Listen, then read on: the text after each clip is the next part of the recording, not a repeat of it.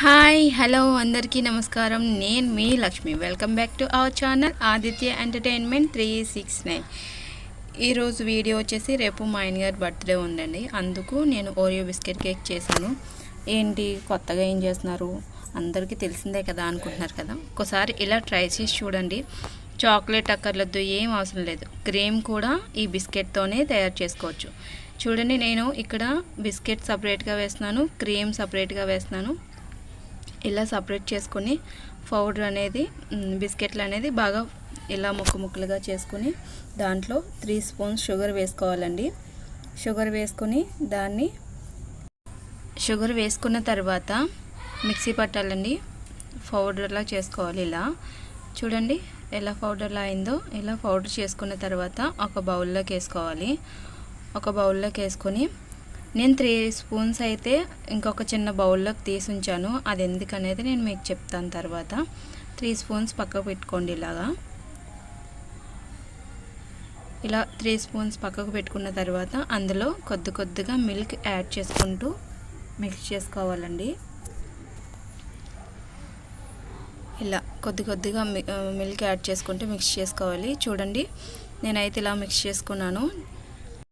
Batter అయితే ఈ కన్సిస్టెన్సీలోకి రావాలండి. ఇలా వచ్చిన తర్వాత అందులోకి ఒక ఈనో తీసుకోవాలండి. ఈనో ప్యాకెట్ తీసుకుని మొత్తం కంప్లీట్గా వేసుకోవాలి. వేసుకున్న తర్వాత దాన్ని బాగా మిక్స్ చేయాలండి. చూడండి, ఇలా మొత్తం అంతా కలిసేటట్టుగా బాగా మిక్స్ చేసుకోవాలి.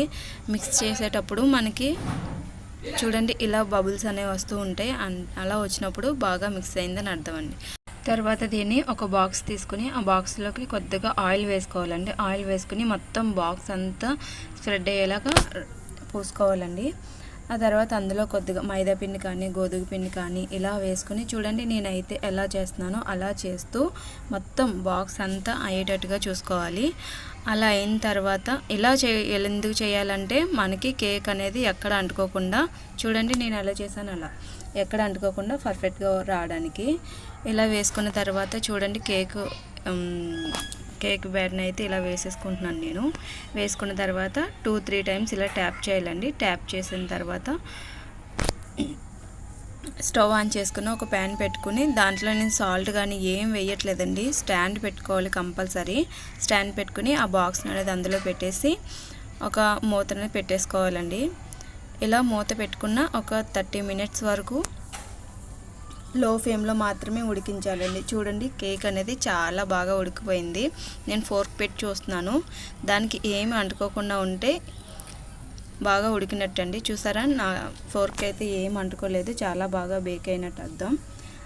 దీన్ని పక్కకు తీసుకుని ఒక 10 మినిట్స్ బాగా చల్లారనివ్వాలండి. ఇలా బాగా 10 మినిట్స్ బాగా చల్లారేలోపు ఒక గిన్నెలోకి 2 స్పూన్స్ షుగర్ వేసుకొని అందులో కొద్దిగా వాటర్ వేసుకొని స్టవ్ మీద షుగర్ సిరప్ అయితే రెడీ చేసుకోవాలండి. ఇలా షుగర్ సిరప్ రెడీ అయ్యేలోపు చూడండి, షుగర్ బాగా కరిగిపోయిన తర్వాత ఇలా బబుల్స్ వచ్చిన తర్వాత ఆఫ్ చేసేయాలండి. మళ్ళీ మనం ఇంతకు ముందు తీసుకున్నాం కదండి బిస్కెట్లలో క్రీమ్ అంతా, దాంట్లో కొద్దిగా పాలు వేసుకుని ఒక 2-3 స్పూన్స్ పాలు వేసుకుని దాన్ని శుభ్రంగా మిక్స్ చేయాలండి. ఇలా లేకపోతే నేనైతే స్పూన్తోనే మిక్స్ చేశాను. చూడండి, చాలా బాగా వచ్చింది. ఇలా మిక్స్ చేసుకున్న తర్వాత నాకైతే ఇప్పుడు కేక్ అనేది బాగా చల్లారిపోయింది. నేను దాన్ని నైఫ్తో చుట్టూ ఇలా అనేస్తే చాలా ఈజీగా వస్తుందని చెప్పి అలా మొత్తం చేశానండి. ఒక ప్లేట్లోకి ఇలా అనుకుని ఒక 5 టైమ్స్ కానీ 2 టైమ్స్ కానీ అలా ట్యాప్ చేస్తే చూడండి ఎంత బాగా వచ్చిందో. అడుగున కూడా ఏమీ అంటుకోకుండా పర్ఫెక్ట్గా వస్తుందండి. చూడండి ఎంత స్పాంజీగా ఉందో. ఇప్పుడైతే దీన్ని నేను నైఫ్ తీసుకుని కట్ చేసుకుంటున్నానండి. అంటే కూల్ కేక్లా ఉండాలి కదా అని చెప్పి కట్ చేశాను. చూడండి, 2 లేయర్స్ కింద వచ్చింది. మనం షుగర్ సిరప్ అనేది రెడీ చేసుకున్నాం కదండి, దాన్ని మొత్తం అంతా ఆ ఫస్ట్ లేయర్ మీద స్ప్రెడ్ చేసుకోవాలండి. చూడండి, ఈ వీడియోలో చూపించే విధంగా మొత్తం అంతా కేక్కు మొత్తం అంతా షుగర్ సిరప్ అనేది స్ప్రెడ్ చేసుకోవాలి. ఇలా స్ప్రెడ్ చేసుకున్న తర్వాత చూడండి, మనం ముందుగా రెడీ చేసి పెట్టుకున్నాం కదండి వైట్ క్రీము. ఆ వైట్ క్రీమ్ అనేది ఇలా కొద్దిగా మొత్తం అంతా షుగర్ సిరప్ అయితే ఎలా స్ప్రెడ్ చేసామో దీన్ని కూడా అలాగే స్ప్రెడ్ చేయాలండి. నేనేమి బయట వస్తువులు అయితే అస్సలు వాడలేదు. ఇంట్లో మనం ఏదైతే బిస్కెట్ తీసుకున్నామో ఆ బిస్కెట్లతో ఇలా ట్రై చేశాను, కానీ చాలా చాలా టేస్ట్గా ఉందండి. ఇలా అయిన తర్వాత దాని మీద ఈ లేయర్ పెట్టేయాలండి. ఈ లేయర్ పెట్టేసిన తర్వాత చూడండి ఎంత రౌండ్గా ఉందో, చాలా పర్ఫెక్ట్గా ఉంది కదండి. షుగర్ సిరప్ అయితే ఇలా కొద్దిగా మిగిలింది, అందులోనే మనం ముందుగా తీసుకుని పెట్టుకున్నాం కదండి పౌడర్ని ఇందులో యాడ్ చేసుకున్నాను. ఇందులో వేసుకుని కొద్దిగా వాటర్ వేసుకోవాలండి. ఇందులో కొద్దిగా వాటర్ వేసుకొని స్టవ్ మీద ఒక 2 మినిట్స్ మనం దగ్గర ఉంటూ ఒక 2 మినిట్స్ బాగా ఉడికిస్తేండి అది చాక్లెట్ క్రీమ్లా వస్తుంది. చాలా చాలా టేస్ట్గా ఉంటుందండి.